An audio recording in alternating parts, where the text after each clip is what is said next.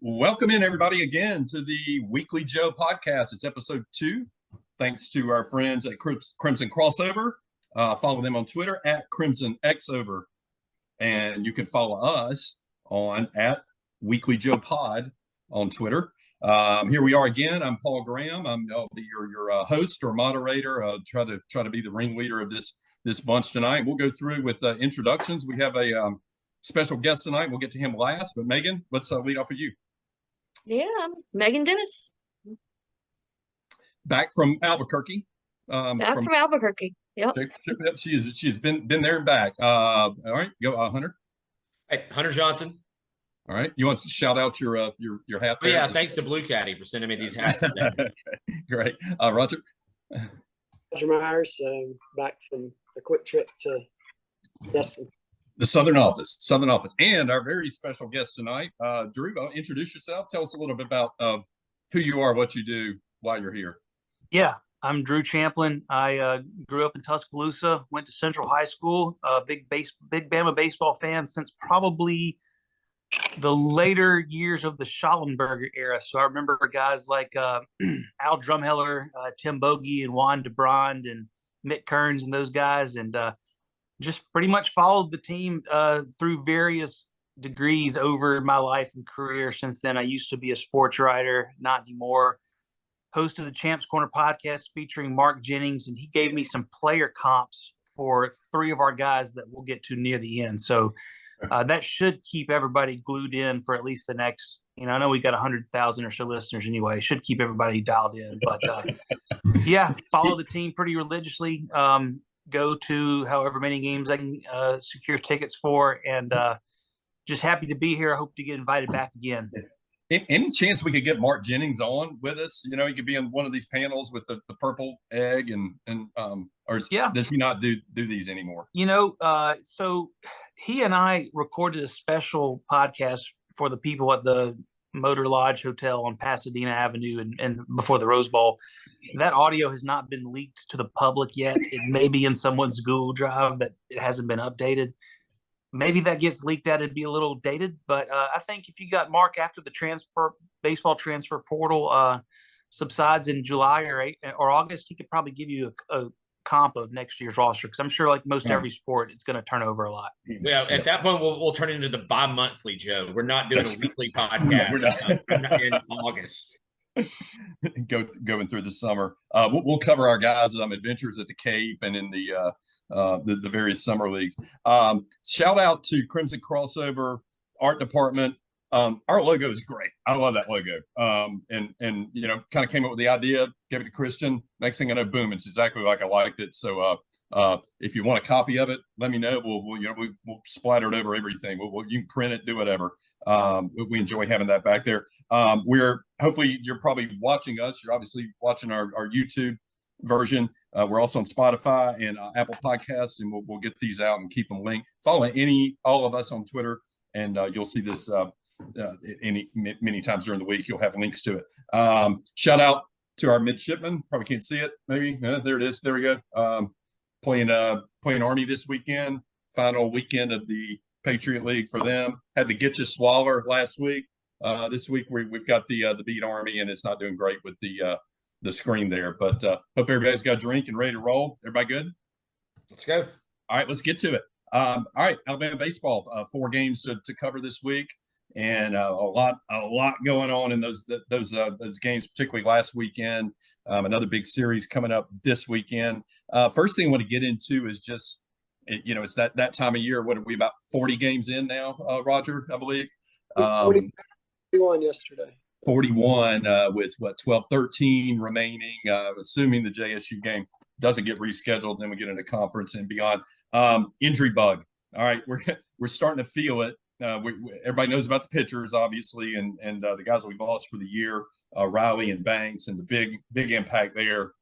You're banking on those guys 8-9 innings a week, hopefully on the weekends. You saw we haven't seen Matty Heiberger for now, I guess 2 weekends, maybe 3. We saw Ariston Vesey for the first time this weekend, or in the game last night. Actually, we pulled the red shirt off him with didn't 13. See much. Didn't see much. Yeah, not so much. But I'll tell you what, the stuff looked great. I mean, the stuff looked great. Very live. You know, you pull a guy out of high school and he's throwing 94 out there. He hit 96 a couple times last night. Yeah. You feel like that is maybe an indication that we need another arm because Heiberger might be down a little bit. That was my impression. Any thoughts?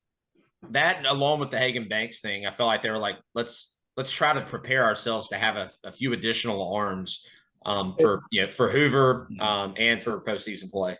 Yep. And I heard for a couple of weeks that Ariston was looking really good in the simulated games and batting practice or whatever. That it was relative that they would use him. So if he's good as everybody thinks, he's probably a 3-year guy anyway. Your guy anyway. Right. Okay. My feeling was I'm a little concerned about the Heiberger injury because obviously Heiberger was our left-handed Tyler Fay. He was kind of the guy we were using from the left side a lot like we were using Tyler. So seeing that was a bit of an issue or a bit of a light bulb going off. Hess took a hell of a liner off the foot or the ankle in the second inning of the second game against A&M. Rob, you guys heard Rob's press conference. I think somebody told me. Did y'all hear exactly what he said about that? He's slated to start Friday. I saw that much. So at least his arm will be more well rested. Yeah. It was his plant foot, so it's your landing foot, I guess. Is what I saw, and so when he after he threw a couple of pitches and he couldn't put weight on it, that was a problem. So something to watch there. And then you just see a lot of guys just kind of banged up, and it's just the grind of 40-something games. Bronny did a maneuver last night. I really don't want to see him do again. The kind of stretched out in a way you probably shouldn't stretch out, and then tried to throw the ball. He got up. I don't know. I thought he was coming out. What did y'all see there? Was he hobbled after that? I think, and Megan's been there for the majority of it. I think I've seen that about 15 times since this fall. He's bad, and then it's a lot of Atua and Acuna action there, like a little bit of. But he's young, so he bounces back quick. He can bounce back, yeah. Gage Miller as well, particularly in the UAB game, he gets hit a lot, obviously. Took a couple of shots, one off the foot, and my understanding had an X-ray and was fine. Didn't look too hobbled, didn't look great moving around over the past week, but seems to be okay.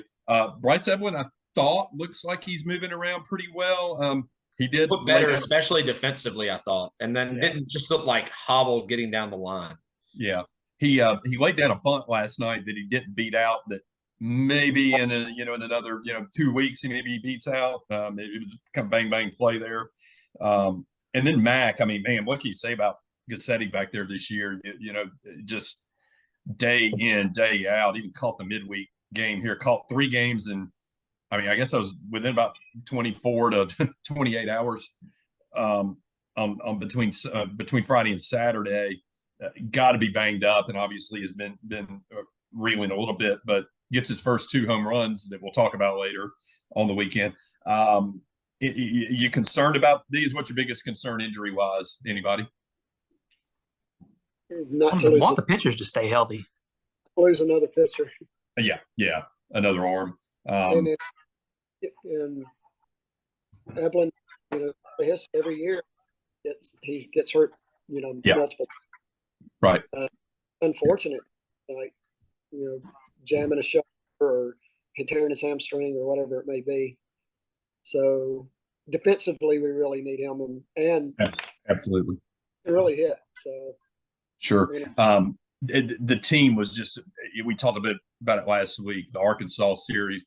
It's night and day having him in the lineup, kind of protecting the bottom end, and you probably of guys you can't afford to lose. And again, any arm right now is one of them.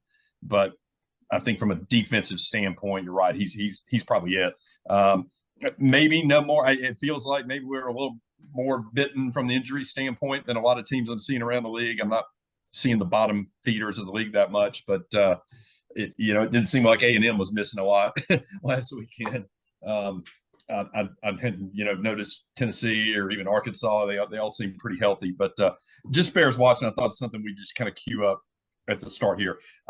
Second thing I want to get into, I'm calling it the state of the staff. We're going to talk about the pitching staff, and it's not really midterms. I guess it's the third 9 weeks, if that makes sense. We're kind of into that level of midterm. Let's just talk about this pitching staff. I mean, I'm looking at our list here of 12, 13. Besides our starters, there's maybe 13 other guys that are throwing, counting VZ now that he's been in there. So kind of give me, I don't know, give me 1 word or 2 words, just kind of give me your thoughts on where we are with these guys. I'll just start with the starters as a bunch. Ferrone has Adams, which is the order they're kind of starting to go in now. Our weekend guys. What are your thoughts on where do we sit here with 4 more weekends in the conference series as far as concerns about that group or kind of what you're thinking? Meghan, you got a look on your face there. Tell me what you're thinking. I mean, my first thought is like, well, it's gonna get easier or should get easier here on out relatively. Burns looked good. Hess has not looked like what we've thought and what we've wanted to see. And then at the end of the day, St. Adams is a freshman. I mean, he's had outstanding outings, but he is still a freshman. So, sure. Mm-hmm. Thoughts, guys? I would say that for Adams has been a welcome surprise. I mean, we knew he was good, but him solidifying that back end role in a spot where we probably would have thought that would have been Ferrone throwing there because you'd have Quick. Right. But it's good that we've solidified that kind of with these last few series. Got to get Hess. I feel like we belabored the point last week, and it kind of happened again this week. He will look great, and then get a guy on, and I mean, it was just like in the game against A&M. He was a perfect first, and then everything just goes to hell. Mm-hmm.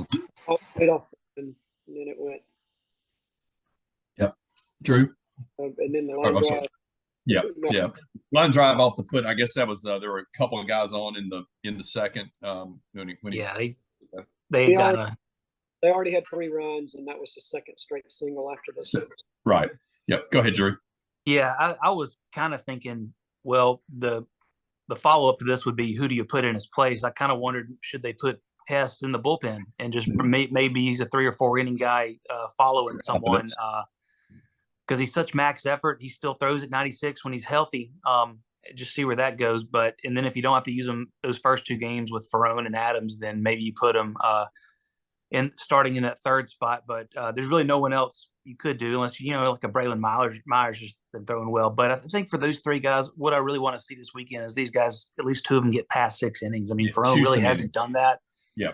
So, but he starts off throwing 10 pitches an inning, but I really hope that maybe this is the game where he pitches into the 7th, and he's pitching effectively into the 7th. Right. And you mentioned, I think it was you, Meghan, it does maybe on paper at least get a little easier. This is not a great hitting Ole Miss team, and we'll talk about them a little bit later. But you've just had a run of 6 of the top 12 teams in RPI right now. You've played 18 games against 6 of the top 12 in RPI. Ole Miss ain't too far down. I think they were 22nd or something. We were up to maybe 17. We'll talk about it. So realistically, it should get better. I mean, it can't be much worse than it was last weekend against that team. And I don't mean the performance. I just mean who you're trying to gauge against. My thoughts on these guys. Again, I think 3 arms as good as anyone in the conference. It's just it's who you've been facing. I mean, I don't know what you expect against who's going to shut down A&M's bats. Nobody. Zane Adams. Zane Adams, yeah. Who's shut down Arkansas? We managed to hold Arkansas in check. So yeah, they're great that weekend. This was an entirely different team. All right, let's get to the bullpen because these are the ones that are, again, you mentioned freshman, Meghan. Tyler Fay, who's a redshirt freshman, kind of our 2-time a weekend guy. He's any situation. Feels to me like Tyler is our guy the staff has the most confidence in out of the bullpen, period. Agree.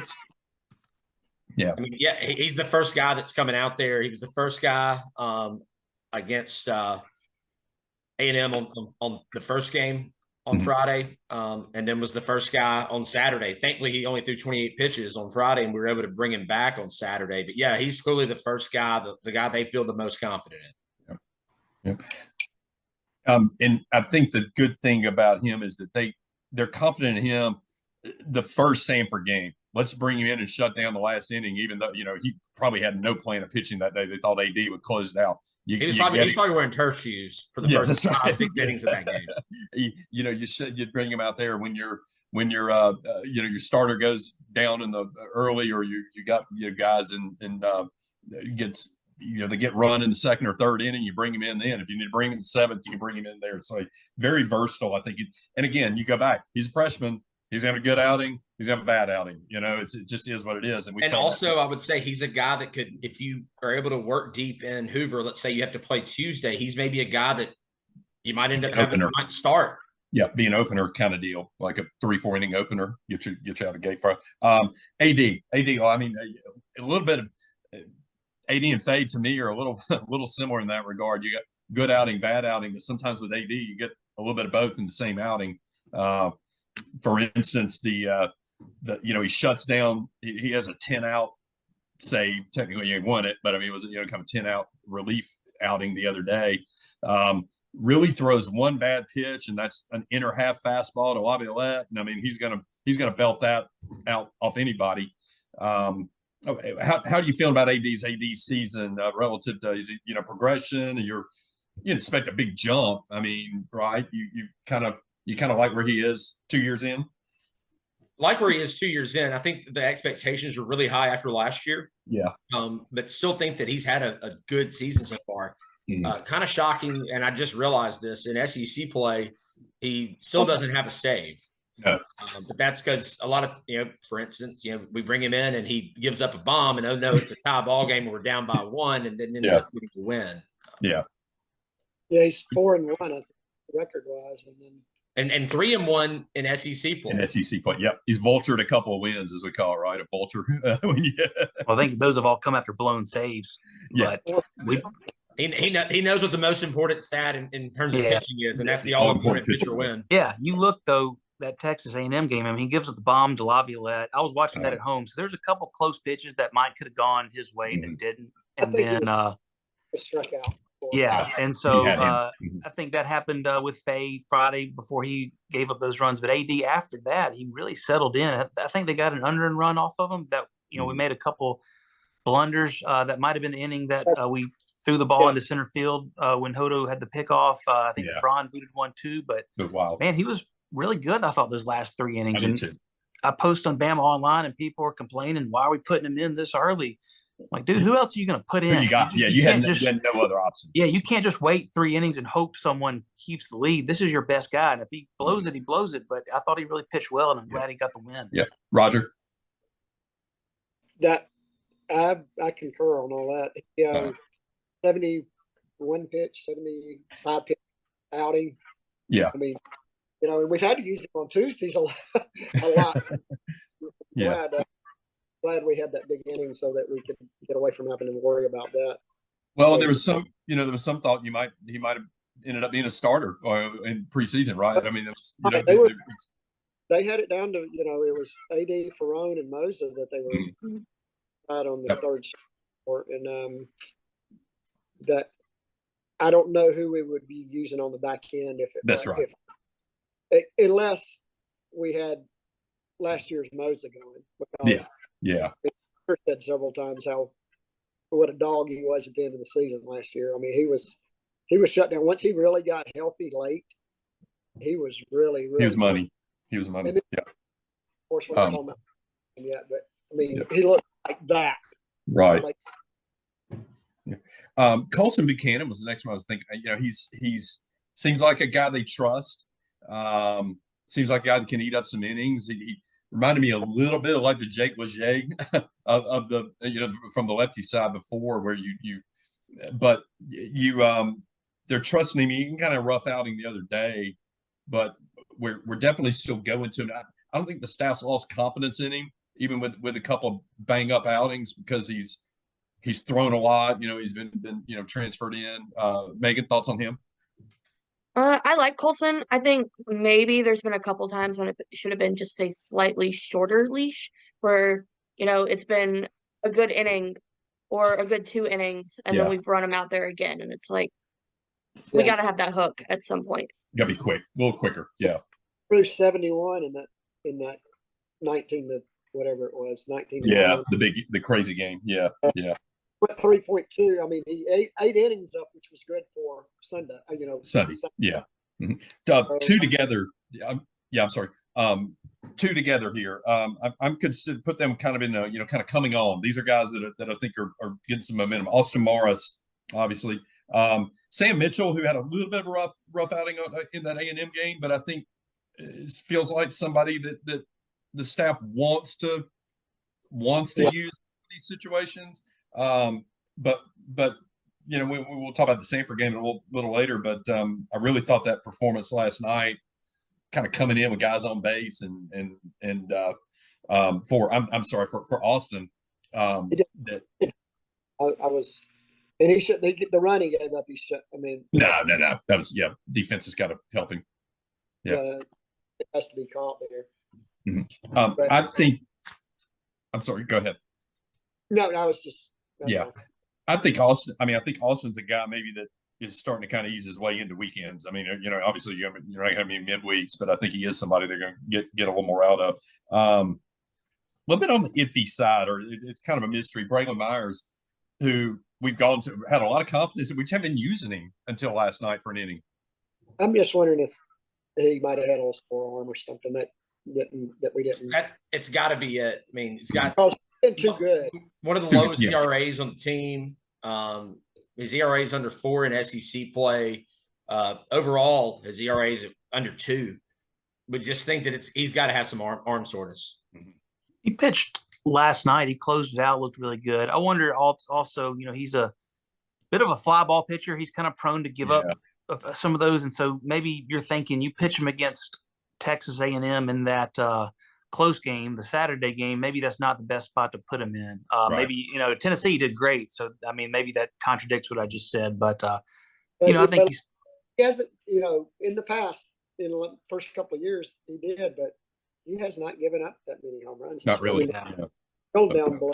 Mm-hmm. I think he's somebody that can really help. I think so too. We're probably getting to Probst, who we've had good, bad, good. Bad. Right. We need more of the good Probst. Right. 4 times, not lately.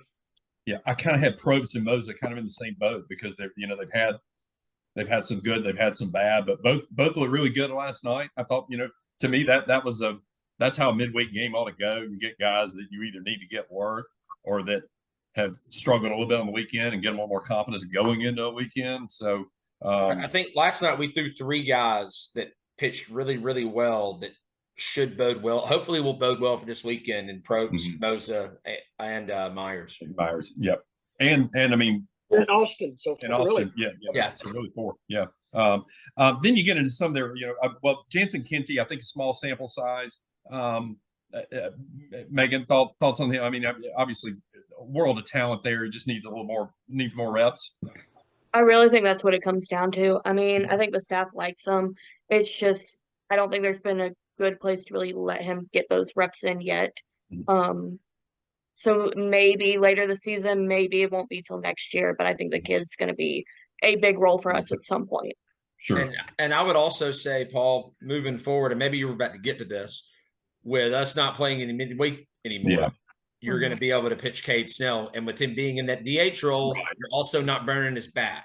So that's right. You can come in and still remain in that DH spot. Mm-hmm. Yeah. I think in his case, now you're seeing some nights has a good inning, or, maybe you're starting him, you're expecting him to maybe get you 3 in a midweek game. You're going to throw a lot of guys. And I don't think he's ready to stretch out. I mean, he's not giving you 3 good innings on most nights. But what's so clutch about having him in that DH role and not burning his bat is that he might be a guy that you got to get a lefty out and you want to bring him in. And if in the back of your mind you're thinking I might want to use his bat later in the game, you might not do that. But in this case, you can. Yeah. I know we're not doing the same now, but we were talking about those pitchers that pitched well last night. I really like the fact that Ariston comes in and he walks too. It's like, okay, we can't let it get any worse. We got to get him out. Yeah. Quick hook. With Pierce. And the guys that followed him, Austin followed easy and went 3 good innings with 1 run. And Pierce and pitched 2 innings, starting with 2 men, both of them starting with 2 men on base. Right. So those really key moments of that game. But sorry, we'll talk about that game when we have it. Yep. Go ahead, Drew. Yep. Oh, I was just. Okay. All right. So Pierce is the other. All the arm talent in the world. I mean, the guy's hitting 99, 100 on the gun. It's just control, and unfortunately, at this time of year, as we've seen, as we go through these boxes every week, and we're walking 8, 9, 7 guys, those are the games you lose. You just can't have a guy coming in and walking 2 or 3 guys, and so I kind of feel like maybe he's gonna have his spot.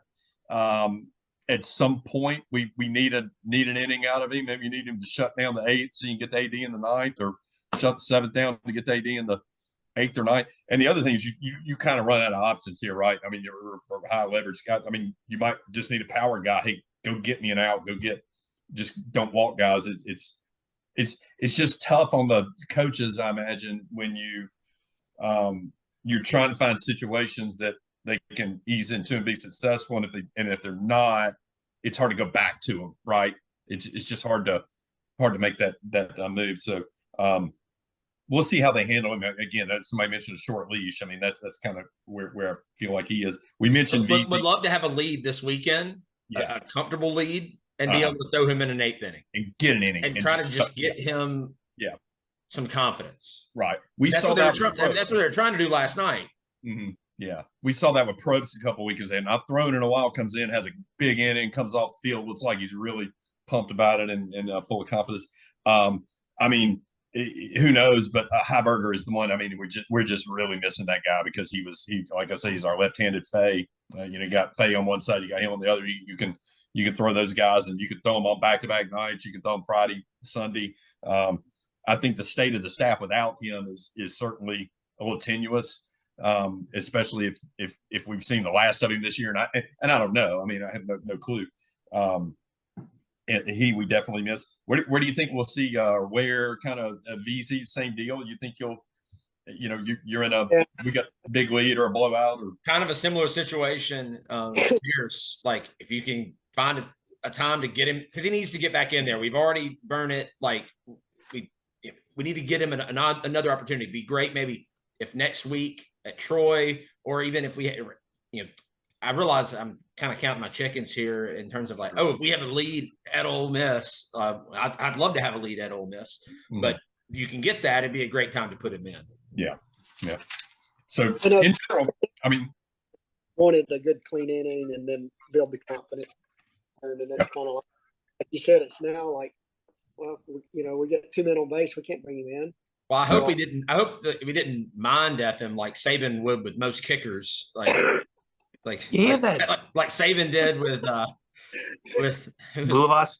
Yeah, he had that 3-2 pitch, and it looked good, but it must have just missed. And I think after that, it was bad after that. That you got a Tommy Moore throw strikes, son. Yeah, right after that, and so they had to pull him. So I think it really depends on what the lead is. It's kind of hard to bring them into a 5-run lead because you put your first 2 on, you're kind of screwed again. So maybe it'll be. I mean, you hope it'll be 10-2, or even if we're just down 7-2 in the 9th, get him an inning. Right. He's got to just get a good inning, and I think after that, the sky's the limit for him if he continues to improve. Yeah. One of our hundreds of thousands of listeners, Tyler Wilcox, he's at Johnny MySpace on Twitter. Question, and we talked a little bit about this last week. Thoughts on swapping Ferrone and Hess in the rotation just to take the Friday night pressure off Hess to help him find his groove? Thoughts on that? I mean, I don't hate it. Yeah. It's because it's Thursday, but. And we got third, yeah. And you see teams do that. I mean, you see LSU do that with Holman. Like he's Friday. If they start on Thursday, he's going Friday. I don't hate it either. I mean, I think getting him getting out of the gate. I think Ferrone is a lot more likely to get you to the 5th or 6th than Hess. And I kind of like to err on the side of letting me eat up innings on Friday night, like with Garrett McMillan last year. You know, that was kind of my thought on that. And we took for granted last year, like Garrett ate up innings, and then you go into a Sunday game and throw Boog out there, and knowing that you weren't going to have to, if you did, you could use a lot more of your bullpen guys on Friday and Saturday, knowing that Boog was going to be able to get you 5 on Sunday. 5, 6, 7, just whatever you needed. Yeah, absolutely. So if you're summing up the state of the staff, if you're Joe Biden speaking to the Congress, what's the state of the staff here? If I'm Joe Biden speaking to Congress, saying there's nothing wrong, everything's great. and if it was, you wouldn't know anyway, right? It's I would say. But no, I would say it's C+ right now. Yeah, that's fair. Meghan? Yeah. Echo that. C+, maybe a weak B-. See, Megan's a tough grader. She grades these college students and all the time. Drew? Yeah, it's still a lot of questions because it gets talent-wise, they're not going to face a team that is as good as these first 5 weeks or 6 weeks or whatever, but still on the road, still haven't won. There's going to be a huge Ole Miss party crowd this weekend, so they've got to pitch through a lot of adversity and just get guys out and throw strikes. Right. Roger, your thoughts, final thoughts on the staff? C to C+, somewhere in there. Yeah, I'll go with it. 7.05 ERA in conference play. We've struck out 154. We've walked 88, which, we talk about the walks. I mean, the walks is the problem, right? Are we 18 games in? We've walked 88. So, I mean, we're walking 5 a game on average. That's I would have been higher actually, but so I'll give it I'll be Meghan. I'm with you probably. C-, maybe a C, depending on the curve. All right, so enough of the pitching for now. The weekend. All right, pretty historic weekend if you think about it. Another number 1 team coming to the Joe. So this is the the second weekend in a row we have the number 1 team coming in here. A few stats on our records against number 1 teams. We were going into the season, we were 19-27 against number 1 teams. Now we're 22-30, so we're 3-3. This is going back to 1983, which is where our how far our detailed stats on this go. Consecutive weekends playing the number 1 team. We asked last weekend. Do you remember? Nobody really did. We didn't have Barry Allen here to tell us. We didn't have and I did have another question asking if Hunter could do another Barry Allen imitation. This is from Joe 5510. So we'll get there when we get there. All right, so here it is. I dug it up. I might share it with y'all on the week. 2006, a memorable year. Everybody's got memories of 2006. The last weekend, I guess 331 to 4-2. So the probably Final Four weekend in 2006. We had Mississippi State at home. They were number 1. We took 2 or 3 from them. Mississippi State came into that series undefeated, actually. Yeah.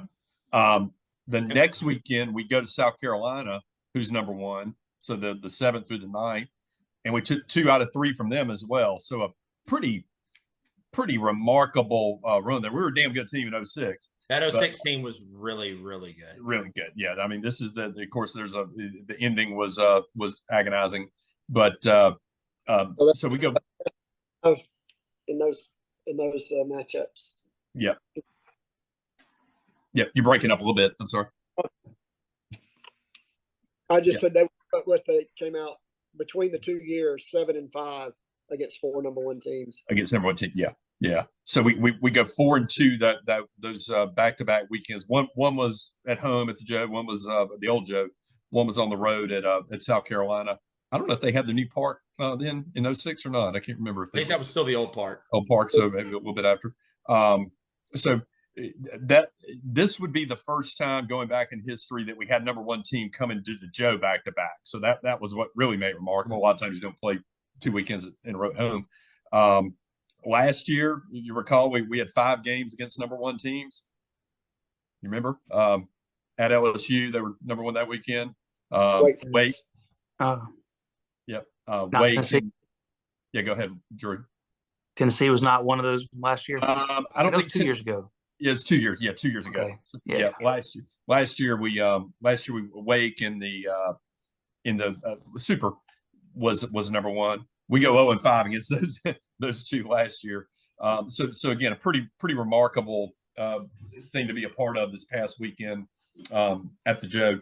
All right, so let's talk about it. A&M. Kind of my thought on this: number one week, number one the next week. These not all number one teams are created equal, right? Boy, that was a different animal this weekend, wasn't it? Thoughts on the A&M team in general, from impressions in general. Go ahead, Roger. They can really hit and up and down the lineup. There was no, you didn't have any breast. Yeah, back of their order was. Yeah.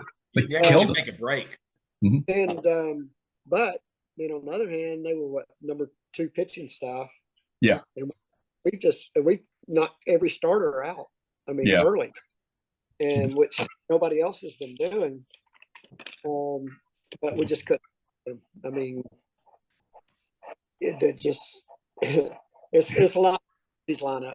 Yeah. The depth of it and the power, so much power. Yeah. Particularly in the first 3 guys had 51 home runs coming into the weekend, and left with a lot more than that. As lethal a first 3 batters in an order as I've probably seen, not in a major league stadium. Just and we will see the 3 of those in there pretty soon. Yeah. Yeah. Drew, thoughts on them, on A&M? Yeah, I talked to Mark Etheridge, our good friend Mark Etheridge of D1Baseball.com, a good bit, and he said, their pitching staff their lineup is just full of dudes, which ended up being right. But their pitching staff, you can get to them. So I thought we hit the ball well enough to win 2 out of 3 this weekend.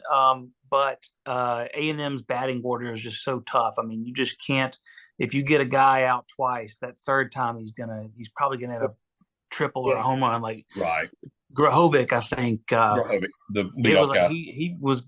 It seems like he was getting 1 or 2 hits a game, but that one hit was like a bases clearing double or something like that. So you get Laviolette out twice, then he hits a bomb. So it was just, and then Caden Sorrell or whatever the guy's name is, and then their catcher, and Schott, who actually played for Columbia last year, and they beat us 2 out of 3. So that's right. I had up that and down. Too. It was tough to get those guys out, but I thought we competed hard all weekend. We put up mostly good at bats. It's just pitching wise, we just had a few blunders, and we gave them a few runs defensively. Yeah. So could have been a lot worse. I'm just glad we got a win at least. Yeah. Didn't get swept. Mark texted me after we knocked Prague out and had Cortez in already. He said, "That's huge for the weekend. There's the big weekend.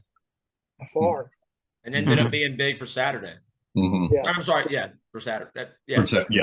Meghan, your thoughts on this? What we saw on the other side? And echoing what everyone else has said, they can hit. Their tiny guy in the 9-hole causes more issues than I think anybody else did all weekend.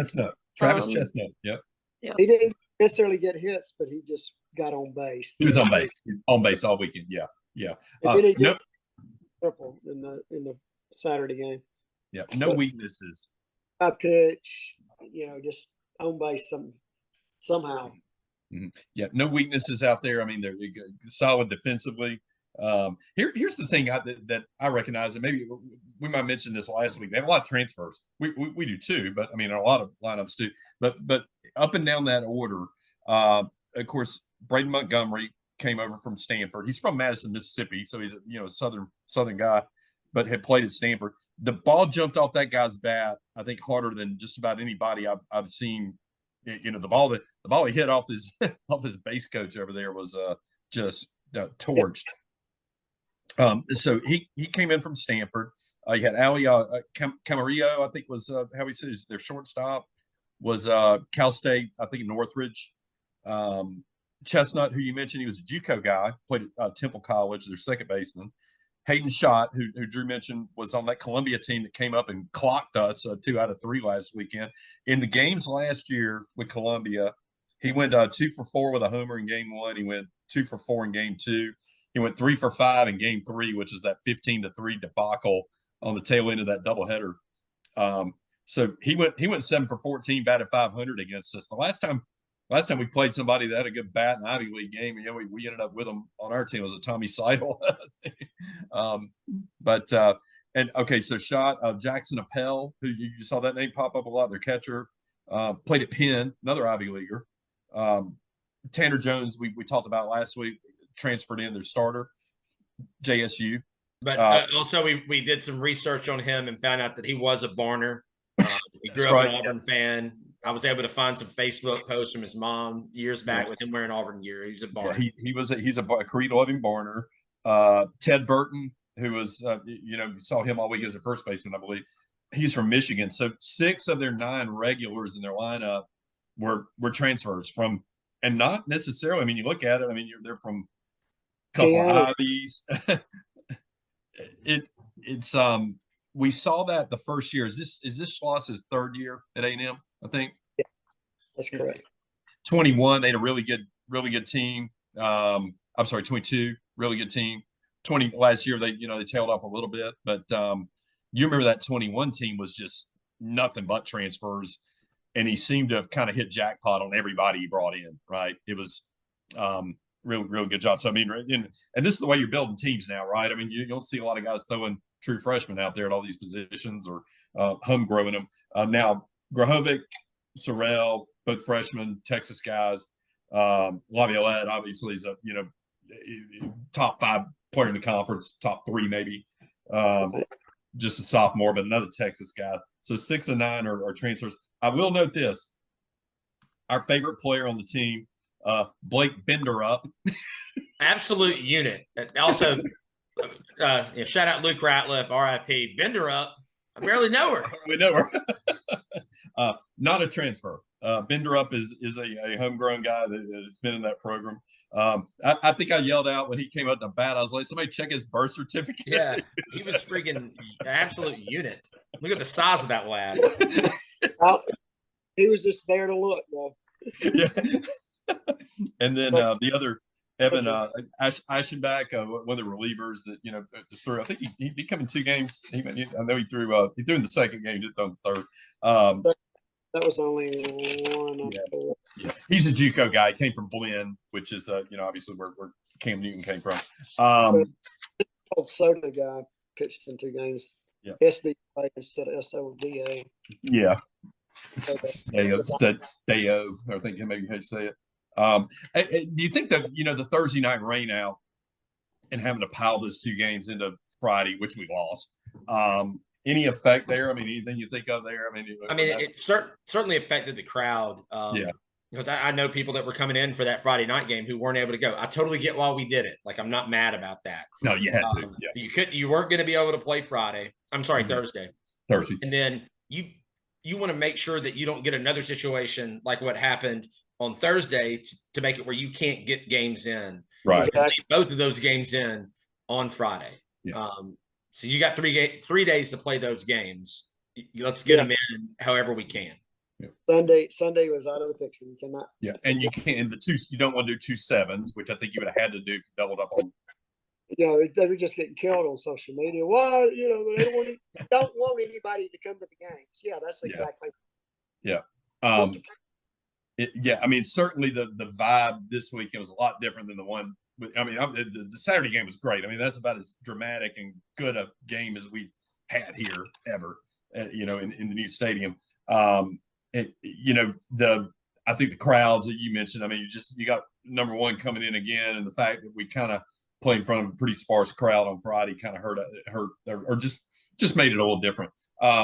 We get staked to a 5-0 lead early in game 1 on Friday. Oh, we're thinking like, all right, this is we got this. What a great weekend. And then they get some guys on and Bryce Evelyn makes an error, and me and Paul look at each other and we say, we know what's coming here. God, it came. The analogy I used was this. All right, remember, was it the Tennessee game that Gargarena was in there at catcher? He and Hodo converge over by the dugout with 2 out in the night. Was that them or South Carolina? That was Tennessee. I think it was South Carolina. Was it? Okay. maybe South Carolina. It was like I the think it was Sunday South Carolina. the last game. And so there's 2 out. It's like the Arkansas foul ball situation. They converge. Any one of them could have caught it. I mean, I think Will left it. One of them, he probably catch it. Will could have gone and grabbed it. And they drop a pop up, and we still pull that game out. If you do that against A&M, you're toast, man. You can't give those guys an extra out. And that was exactly what I was talking about. As soon as Bryce is kind of – he didn't even get in front of the ball. No, it was like a Little League fielding deal. And he kind of got to the side. And boom, base hit. Boom, base hit, 3 runs. And that was after we got the momentum back. We were down 8-0. We cut it 8-4. It's 11-4, and they're off and running. So that kind of hurt. So from the 5-0 lead we had going from the 5th inning on game 1 through the end of game 2, they outscored us 28-9 over 14 innings. Just a TKO basically. The team had to feel deflated, and that's why I really feel like that third game was so remarkable. Is you just got whitewashed on Friday by those guys. And you've thrown your Friday and Saturday guys. You've thrown everything at them from the pen, and I don't know. I mean, you can't change the strategy. There's no way to really revamp it. We're the same guys, and you're going out there, and you've seen these guys, and it had to be in the back of the mind. It's like, damn, this is a different animal. Drew, your thought? Yeah, I think what probably gave our guys confidence going into Saturday was, heck, that first game we had them. Second game, we just had to throw kind of back in guys. It was almost a wash after that 8-0. But Zane Adams had thrown so well the weekend before. So I think even though he only made it to the 4th, he pitched, I thought, fine enough. Yeah. And then we still had Alton at the end that we knew could give us a few innings, or hoped could give us a few innings. So, and then Faye Didn't have his stuff on Friday. He got hosed by the zone a little bit, but he had not thrown much. And so he comes back. He gets a strikeout of Laviolette that was pretty big at one point. So he pitched well enough. So I like to think our guys had some confidence going in. They pretty much fought all weekend at the plate. It's just that talent on the other end throughout the batting orders. That's just tough. And I would say they still battled in game 2. They give up 8 in the second, and then Matt hits the grand slam. Like we got, and thank God, we had guys on base for him. We did. Got a hold of one now. He was able to, and then even after that, they still A&M comes back and scores, 5 more unanswered. Well, then we put up 3. We were still battling. We scored 9 runs. And I think we at least knew, all right, we can score on these guys. We just got to hold them. Can't let them have an 8-run inning. Right. Yeah. I mean, we got 14 runs on 25 hits, about any other game, any other weekend, you're winning those games. You get and one I of think those, that's a testament to, our bats there in that. And also A&M's just that good. That's not anything on our team. It's just A&M is that good. Yeah. Big. I mean, I think really a tribute to the mental makeup of this team. We talk about how mature and just mentally tough that team was last year to go through what they went through with the coaching change in the middle of the season, and just the veterans carrying that team down the stretch. That Saturday game felt a lot like what that team would pull off. I mean, it really felt good that even with all those guys gone, I mean, so many of the leaders of that team had moved on, that to turn around and do what they did on Sunday or on Saturday was remarkable. And kind of the same thing happened in that game. If you think about the Sunday game, we get out to that 5-0 lead. We get the Max second grand slam back-to-back days, and I'll have more on that in a minute. And we give it away by the 6th. We're up 5-0. They come out and the bats get going the second time through in the third, and it's like, oh boy, here we go. We held them to 2, we got 1 back, but then they get 3 more, and then they get 3 in the 6th. I mean, it's like they wouldn't stop. But we ended up scoring in 1, 2, 3, 4. We scored in 5 innings that game, which is not real typical of us, right? We tend to go in spurts and get them ball in 1 or 2 innings. Right. Gage ties it with that homer. I think that was in the bottom of the 6th, and then we get the big hit by Evelyn, which was about as, for the crowd that was there Saturday. which wasn't a great crowd, but I mean, it was a good crowd. I mean, that was about as pumped or as emotional as I've seen a crowd there that wasn't in that regional last year, or the Vanderbilt weekend last year. Big hit by Evelyn though, with driving in too, and put us ahead. And we talked a little bit in the pitcher roundtable earlier, the rate the pitchers. Can you imagine calling on AD in the 6th and him closing out the game? Would you thought benefit of kind of getting your ass beat in the first 2 games? You didn't have to use him. Yeah. But it was reminding me of would love it and it shows that he could be maybe a starter one day. And that also in a similar, I mean, there was one game, Chase Lee's, I think, senior year, where we used him like 5.5, like 5 2/3. It went extras, went extras, and yeah. I can't remember who we were playing that night. I mentioned, that really the only big mistake he made was, you 2 strikes, you go in or half to Laviolette. Any lefty power hitter will tell you, hey, throw me, give me something in or half that I can get the barrel out on. And a guy like Laviolette's just not gonna miss it. Faye with a bounce back. I mean, he, again, we pull our starter in the 4th, and we only have to go with 2 guys, and it's our 2 best guys out of the pen. So that's the way that should work. I mean, I think. And maybe the staff was a little bit desperate in going that route, but you had to, though. You had to. Yeah, you absolutely had to. So we win this one 10-9 again. I mean, we pound out 16 hits. We make a couple of errors again, and just getting any win from these guys, even when they're on the road, is a major accomplishment. Like you said, we chased their starter in the 2nd inning. We finally got to a couple guys in their pen, but it just seemed like they could bring in arm after arm after arm, and they weren't real rested. Drew, your final thoughts on that game before I recap? Yeah, I mean, well, a lot of what we said, the fact that AD was able to, we still had him available, but pretty much that game, our guys, especially at the plate, just showed a never quit attitude for most of those innings.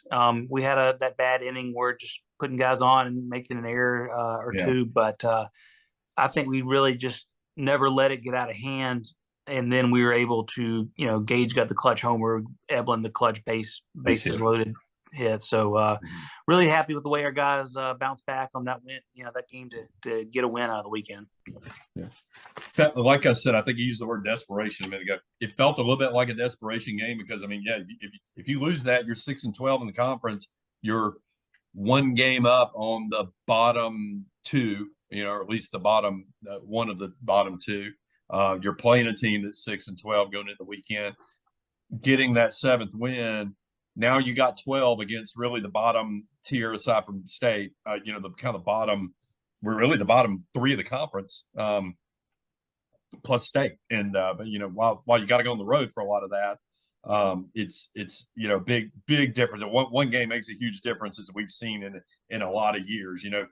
12-17 versus 13-16 in 2022 probably gets you in a regional, right? We might get in that regional, and Ole Miss might not, and the rest is history, as they say.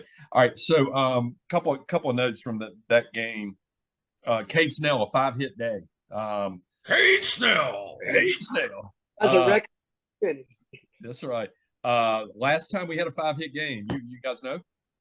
Tell me. All right, give me an era. Last year. Tommy. Tommy. No. Let's see. Pink? Was it? It was It Pink. would have been someone higher up.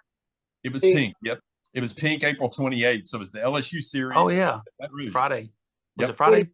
3 off a scheme with the home Yeah, run. off of Schemes. Yeah, off of Schemes. Who's 3 were up. 3 out of the 5 were scheme. Yep. All right. So 428-23. Pink got it. The first time. Who remembers the first time? Roger, you might. 19. I've actually looked that up. But I can't remember. I know that Andy did it multiple times. Dave, Maggie. Morrow, friend of the program, Morrow Tomley did it once. Yep. Ed White was the original. So Ed White had the first 5-hit game in Alabama history. Ed White, who we suspect is probably with Coach Bryant. But if he's not, we'd love to have him on the podcast. 1949 against. Sorry, no, he's with Coach Sewell. You mentioned Andy. Andy did it 3 times, which is the record, the Alabama record. Dave Magadan also did it 3 times, so they hold the record. A couple of guys who've done it twice. Jeremy Brown, Travis Garner both did it twice. You mentioned Morrow. He did it in March of 05. And then Mikey White, who's back, did it in 2014. So this was the 34th time in Alabama baseball history we had a 5-hit game by a guy. Grand slams. Okay, so we get back-to-back grand slams. I'm going in here doing all this research and looking it up, and then I send it out to everybody, and then they pop it up on SEC Now, where they probably got some staffers doing this on Saturday night. So the back-to-back games with grand slams by Mac were the third and I think only times in Alabama history that was done. We've talked about it. Anybody remember what I told y'all? It was Shelton and Diodati, wasn't it? That's right. Yeah, Colby Shelton. Yeah.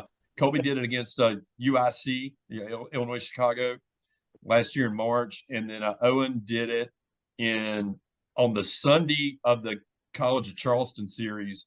And then against South Alabama? And then he did it South Alabama, the walk-off on March 9th. And we saw Owen was there this weekend on Saturday. It was great to see him. His dad was there, I think his brother. Looks great, doing great, living up in Nashville. So that was the last time we did it. When you look at grand slams in Alabama history, nobody had done that. I think the SEC Now thing said that, the only time it had been done in SEC by anyone in the SEC over the last 5 years, it was all the Alabama guys. I don't know how many in history. Our record for grand slam, career leader in grand slams, who knows it? Mike Petitsky. Yep. Mike Petitsky. He hit 6 in 1984. That was all he ever. He hit 6 in 1 year. He hit 6 grand slams, all in the same season. Other things. Gage's on base streak ended. You get to 37. Yes. Got 37. Had an 0 for 5, and I think game 1 of the series. No, game 2. Game 2 went 0 for 5. So finally broke that, and so I don't remember whose record that was. It's safe now. Anyway, so. All right. So again, a historic weekend. I'd kind of loop in some of the history of the program around that. All right. While we got a minute, let's just jump back till last night in the midweek game as we put a bow on that. It really all good. Right? Aside from a couple of pitcher performances, a lot of good last night. And what are your impressions on that game? First inning was a little bit worrisome. Thinking, okay, here we go again. I'm sorry, second inning. First inning is okay. Second inning, it's a little bit worrisome, and then you don't answer that, and then you're able to hold them in the third when you bring in VZ, they get 2 guys on, and you're like, this could be really, really bad. Morris comes in, stops them, and then you just throw up an 11 spot.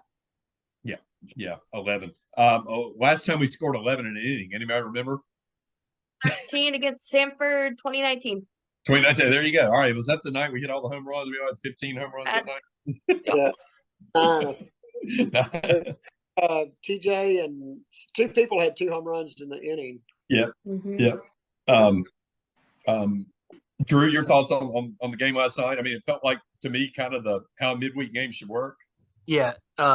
Real quick, now that I've got the floor, I did look up Ed White. He died in 1982. He played a few games for the Chicago White Sox, and might have actually died before Coach Bryant. I think it was after. I think it was later in the year. Coach Bryant went to be with Ed White. Yeah. So I've closed that out, but I just had to look that up, and it came up. So yeah, he was only 56. So RIP. But yeah, so I thought Austin Morris coming in was the key moment of the game. He comes in and basically gets out of the mess, because usually our guys are coming in and not getting out of these messes. And so double play balls, double play ball. And then I don't know if it was a strikeout or a pop up or something. We got out of it, and then just kept hitting them. Last week against UAB, it was just so terrible from the second inning on. But last night, we just kept putting some pretty solid swings on it. And in that inning, it just seemed like it was never going to end. Hunter and my good friend Ben Flanagan got to enjoy the game with us. So it was good to see him. I've known Ben for many, many years and worked with him at AL.com as well. But yeah, got those 3 home runs and then had the other big inning, and most of our guys threw well. So it was really encouraging to see Moza finish up strong. He has not, obviously, we've talked about this, hasn't pitched well lately, but I think he's got it in him. We aren't giving up on him, I don't believe. And just a lot of positives, much better than last Tuesday night. I'm glad you mentioned the UAB game because our hitting approach was terrible that night. I know we're not going to talk about that game, but yeah, the thing that jumps out to me against the bullpen, I mean, again, Morris, Probst, Moza, Myers go 7 innings, give up 6 hits, 1 earned run. That I think if we'd played a little better defense on that doesn't happen. They walk nobody, right? Nope, nobody. Nope. No walks. So we go 7 innings with these 4 guys and don't walk a soul. We strike out 2, 3, 5, 8 of them. Yeah, I mean, midweek game. All right, these are you don't get that midweek games normally.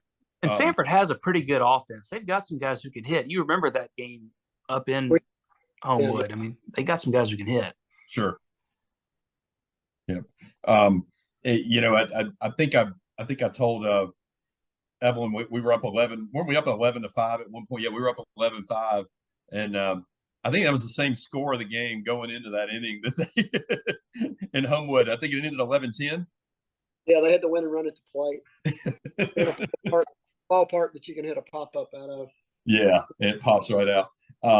So really, really good night overall. I mean, you maybe you didn't see as many guys get at bats. I mean, we were running a couple of guys late and all. We stacked the lineup. I mean, we played everybody. Hell, our catcher caught a midweek game even. Tough outing for Snell. Again, I don't know. I still kind of feel like he's going to be better when we get into these weekend only and we get into tournament play, and maybe you need an inning out of him, like Hunter said earlier. And if he just concentrates on, if he just hits like he's hitting, I don't care how he pitches. We don't have to see him on the mound again. I mean, for all I care. Our top hitter in SEC play, hitting 404 right now. Really doing a great job in SEC play. Yeah, I think he's the player that Barry Allen told us he would be. Yeah, absolutely. Yeah, it's Snell. I love our coaches, but it's malpractice when they pinch hit for him. It doesn't matter if it's a lefty, righty deal or what. I mean, this guy's a really good hitter. So hopefully we won't have any more of those in the late games. Yeah, right. Meghan, Bronny in the 3-hole. What I mean, that seems to be like a revelation. I mean, I like it. It's working. I can add nothing to last night's game because I didn't get to watch any of it. But Bronny hits his 9th. Yeah, he hits his 9th home run. We get 3 that inning. Good to see Evan Slight heating up. Definitely good development. Even we talked about it today. I mean, even last weekend, not last, the Arkansas weekend when he was kind of reeling at the plate. That last couple of at bats he had that were key in that tight game. One was a sac fly. One I think he wore one or something. Last night he has a couple of hits. It seems like he's really heating up. Goes oppo, swinging the bat a little better. I think that bodes really well. These midweek games, we talked about it again, or we talked about it last week. Losing to a team like this, and wherever they rank in RPI, is a disaster. You can't do it. Winning may or may not help you. We actually jumped 3 spots in the RPI from Sunday. So we're up to 17. We're kind of back to where we were before the UAB loss. I think maybe we might have been sitting at 16 or 18, drop down. So that no harm losing 2 at home to the number 1 team, right? You're just the way that works out. So we are sitting at 17. We're number 5 in strength of schedule. Ole Miss is 22. I think I didn't look again. I think last week I told you, I think or some point in the week, they're sitting 1 in strength of schedule. So big series for both of us coming up this weekend. A 7-11 team, a 6-12 team. If it goes badly one way for one or the other, all of a sudden you're like, oh my God, are they going to make Hoover? Right? You gotta You got to find a way to, pull two of these out at least. I might be pulling this out of my ass right here, but it feels like we've historically played pretty well in Oxford. Yes. I believe we swept them last time. Swept them last time in a series where we were not really expected to do such. So yeah, looking forward to this weekend. Yeah, some big games, real tight games too. When we did that, we swept them last year, but of course everybody did. I mentioned a little bit earlier, RPI ranked standings right now. A&M's 1, Arkansas's 2, Kentucky's 3, Tennessee's 4, Georgia's 9, South Carolina's 12. Our first 6 SEC weekends are against 6 of the top 12 in the RPI, including the top 4.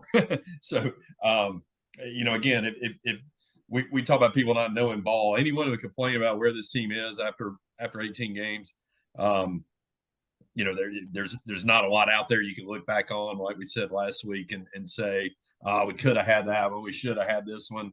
You can probably take 2 on one side, you take 2 on the other, and they swap out, and you're kind of where y'all be. But I mean, look at that schedule, and it gets better. So a lot to be optimistic about going into this weekend, and as the season draws into its final, whatever this is, the last third, I'll call it. Hunter, our man Owen Parliament. And so this is going to be for people who haven't listened to our spaces before. Or if you're new to Alabama baseball, even if you're old to Alabama baseball and didn't listen to our spaces, you probably have no idea that we ever played a guy who played at Binghamton named Owen Parliament. And of course, if you don't pay your taxes in England, you be Owen Parliament. Owen Parliament this year is absolutely raking for Oswego, the Lakers. He's hitting 361. That's up almost 30 points from his batting average last year. He's dropped 5 bombs. Just having a great year for Oswego. Unfortunately, they had a postponement of their doubleheader with Clarkson, I believe, of Kelly Clarkson University this week. Clarkson. They've got a big series at Fredonia this weekend, and so of course we're always pulling for Owen Parliament. All right. Well, if one weekend we need to have Owen Parliament on, maybe you reach out to him. I'm sure you guys are tight, and we can kind of get him on and let him give the update. One thing we had from Tyler Wilcox in that same question, and I'll get to that. We got a couple other things to get to, but why does ending the season on the road against a barn team with nothing left to play for scare the hell out of me, folks? Well, I was talking to. They're not going to quit. Things can only go poorly. Yeah. Oh, because it's the barn. It's probably the same reason that going to Jordan Hare in November, and that every other year it scares you just because they're something's going to happen. Explain that team to me though. I mean, how has that gotten? I mean, you could probably look at their schedule and do a similar exercise with the RPI on the teams they played. But how do you explain 2-16 at this point? They can't pitch, they can't hit. Yeah. So you can't do that. You can't win games. There you go. Or they seem to. They pitch very well, but Auburn and LSU play this weekend, which I think will really kind of even everything out on like which one's the team to fear. Right. I think that's at Baton Rouge, right? I believe so, yeah. We go to Baton Rouge. We need Auburn to win that. I really want Auburn to take 2. We really do. We really. LSU is kind of heating up a little. Yeah, LSU's got an easier schedule as well. They were front loaded. I mean, they do come to Tuscaloosa, but they got a little bit easier than they had it. Right. So we should, like you said, I mean, we've been talking about it. We've been looking ahead and seeing this. We're going to see some compression of these teams. We're sitting 7-11, but we've got 4 against. I didn't tabulate the records, but I mean, remember last week I said what were they like 23-49 against those remaining 4 teams. I don't know what all they did this weekend. So it gets better. What you've seen from this team has been against, I mean, really the best, worst case scenario. I mean, the best competition in college baseball. Our team has played in the first 6 weekends. So now we get back to a little bit of I won't call them cupcakes, but I mean they're certainly not the certainly not what we played before. So we just got to keep our focus, keep doing what we're doing. Player comparisons. Drew, your good friend Mark Jennings, you've been in touch with him today about player comparisons. You and Roger came up with a couple. And yeah, if I'll let you know who they are. You just go ahead and ask me. I talked to Mark, and we got about 3. I don't think we need to go down the whole roster, but maybe 2 or 3 a week might be a good one. So we really appreciate Mark. He's breaking down film. Yeah. Working on the golf course. For him to have time to do this is really nice. Okay. All right. So Drew, if tell me who Mark's player comparison is for Will Hodo. For Will Hodo, well, I don't know if you can see this baseball card or not. Oh yeah. Is that Kent Herbeck? That is Kent Herbeck. If you're familiar with Kent Herbeck, he was obviously. I'm sure what he said was, "You remember Kent Herbeck, Drew?" Yeah, Drew, you remember won 2 World Series in the 1987, 91. Wrestled Ron Gant off the back. Really great defensive play to get an out in that situation. But a lefty hitting, righty throwing power hitter. All right. That's about as good as Mark could get. I think Mark's right on point with that one. All right, how about this one? What would Mark? Whose player comparison would he give to Pierce George? Yeah, Pierce George. And bear in mind, these comparisons are all from Mark Jennings. Mark Jennings 55 on Twitter. You need to follow him if you're not. So he's passing this along to me. And a pitcher with Texas roots who played for several teams throughout the 90s, including the Twins and the Mets. You might remember Pat Mahomes. Yeah, I remember Pat Mahomes, Drew. Pat Mahomes. Mark said he doesn't know what's happened with his life since like 2001, but or with his family or anything. But he hopes he raised some good kids. He's too busy breaking down film to worry about that. And finally, for Mark, Drew, for Mark, Ian Petrutz. Yeah. He said, a lefty throwing, lefty hitting guy with some power and some speed. Also played in the 90s. I don't know if you can see this or not. It looks blurry on my screen. It's kind of blurry, yeah, a little blurry. A little blurry, Drew. A little blurry, Drew. Looks like a Mark picture, but it's Ray Langford from the Cardinals. You guys remember Ray Langford? Remember Ray Langford? Yeah, I remember Ray Langford, Drew. Yeah. I do. Fast, great arm, some power, great defensive player. Ian Petrutz, he's hit the ball really well for us, and hopefully more of that'll come. Great. Well, hey, we appreciate it. Tell Mark, tell Mark I said hello, and he sometimes not, won't take my calls, but really appreciate him participating. Thought about trying to screen share those cards, but that would have just taken too much time to figure out. So, and we're getting pretty deep into this. Yeah. Once again, all right. So the last thing we'll cover here, Ole Miss. Let's talk about what we're facing in Ole Miss going in the weekend. I mentioned they're 6-12 in the conference. A lot to play for them. You get 2 out of 3, or you sweep us. Really kind of turn that season around for them. They have in SEC play won 2 out of 3, so they've won 2 series with South Carolina and Mississippi State. I think both of those were on the road, Drew. I think if I remember right. No, they were at home. They were at home. Okay, all right, my bad. They've lost 2 out of 3 to Tennessee, and then at Georgia this past weekend they won the 3rd game of the series against Georgia, and then they got swept by Arkansas and by Kentucky. So pretty similar. I mean, if you look at who they played, a lot of common opponent there. I mean, which kind of they're a game off what our pace. 6-12,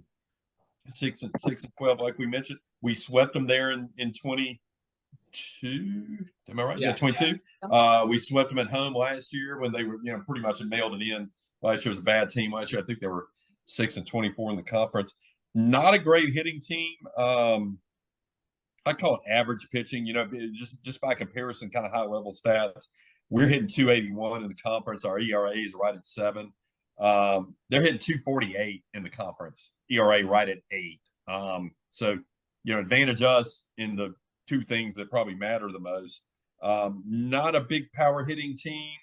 Some of the top teams in the conference now are well over 100. They're in the 50s. I think they've hit 23 home runs in conference play. We've only hit 26, but we're still scoring some runs. Your impressions on them, if you've seen any of them, or obviously better than last year. I mean, it could be much worse, but do you kind of feel like they might be very, very comparable to us, and you just don't know what they're capable of because of the schedule? So a hungry team. You're playing them at their place. It's a rowdy environment. You got the whole factor. TJ McCants going back. Yeah. It's probably a series where, if I had to predict, I'd expect to get 1 out of 3, and would really, really be happy with 2 out of 3. Mm-hmm. Yep. Folks, anyone else?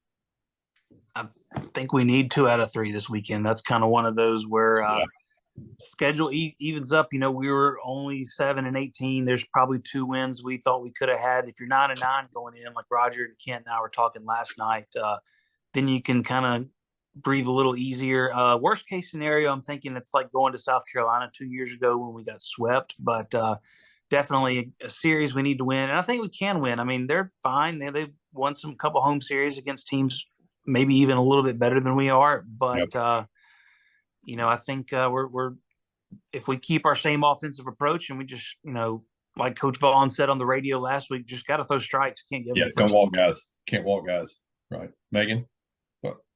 I'm going to gump heavy here. I think we're sweeping. All right, there we go. Roll Tide. Roger? Cheers to that. So at least 2 out of 3, and with a good possibility of a sweep.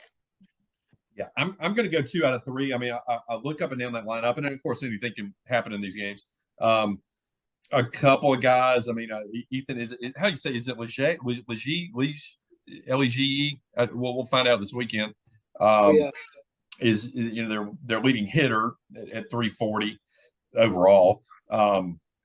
Has 12 homers. Andrew Fisher has 15, and then from there, that's half of their home runs on their team, 27 and 56 out of 2 guys. So it feels like that. After you breathe a little easier after that lineup you faced last weekend, right? Where you just had to, you're on eggshells no matter who you were throwing to. So a little bit, little less imposing. They're hitting 268 as a team overall. I mentioned their conference record, whereas we're sitting here hitting 307 as a team, and in conference we're hitting 281. So I mean, there's a pretty big differential. I think advantage us on the hitting side. To me, it's just going to come down to these pitchers, and we have not. I mean, we played like ass on the road, obviously, in conference, and that's the thing we got to get over. I think the approach has just got to be a little different. I think we just got rocked twice on the road in series, so we getting swept in series. Well, different team we're playing though, and like you said, they'll be a little raucous. That can get to be a little bit of a rowdy crowd, but we played well there in the past, and we got a lot to play for, and I think the team's gonna feel that. Go ahead. Final thoughts. Would love to see us get 2 out of 3. Would love to see, even more so, love to see a sweep. But after what I've seen the past 2 weeks, excited about what this team can still accomplish. Sure. Any final thoughts, everybody else? Same thing. I mean, I think we'll get 2 out of 3 this weekend. Just got to play. Have to play clean. Don't put guys on. Don't make errors. And I think we can get 2 out of 3. Right. We can do that. We need to get Gage and Petretz going again. Yeah, absolutely. Yep. And Meghan, you've already gumped your way through it. You got the broom out. She just she laid it down. I was like, that's it. I said my piece. I'm sticking with it. Yeah. I think it's critical to get 2 out of 3 because Mississippi State is shaping up to be pretty damn formidable. That's a tough place to play, and it's shaping up to be a pretty tough team, especially when you look at their pitchers on the front end of the weekend. On the starting side and what they're forming up. So I think it's critical to get 2 out of 3. Last thing I'll mention, and Meghan, you had it earlier, you sent it around, is the latest. Of course, the standings, we're sitting anywhere from about 16 to 22 or 3 in the rankings. You had I think it was D1's projections for the tournament brackets this week. Where'd they have us? They had us as a 2 seed going to UNC I want to say, let me see if I can find it again. They are a 7. Yeah, they were a Or 7. Okay. Yeah, 7 seed.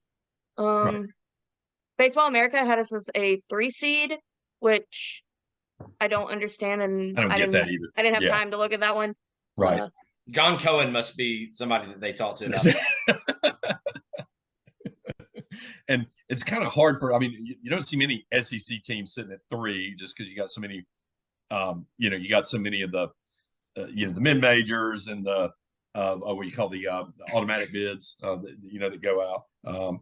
I could live with that. I mean, we call it the Chad Flack revenge game. If the revenge series, if we went to Carolina, I could live with that. I think Northeastern was in that bracket. I can't remember who the 4th was, maybe, but Niagara. Okay. Yeah. I mean, Carolina's a tough team, though. Definitely be a tough out. A lot to play before we get to that point, but any final thoughts? Anybody? All right. Oh, man. All right. Well, great. Again, thanks, Crimson Crossover, at Crimson Xover, and check out everything they have on Twitter. They've got the Discord now with the basketball page. They've got the baseball page. A little bit of everything Alabama. I mean, it's a invaluable resource. Follow us at Weekly Joe Pod on Twitter. You'll see us again on YouTube. You'll have us on Spotify and who's the other? Apple, on Apple. So we should be up there. You can see us anywhere. Retweet us, follow us, like us, subscribe, all those things that you do. And we appreciate it. Thanks everybody for being on. Talk to y'all next week. Great. All right, roll tide. Thanks, y'all. All All right, bye.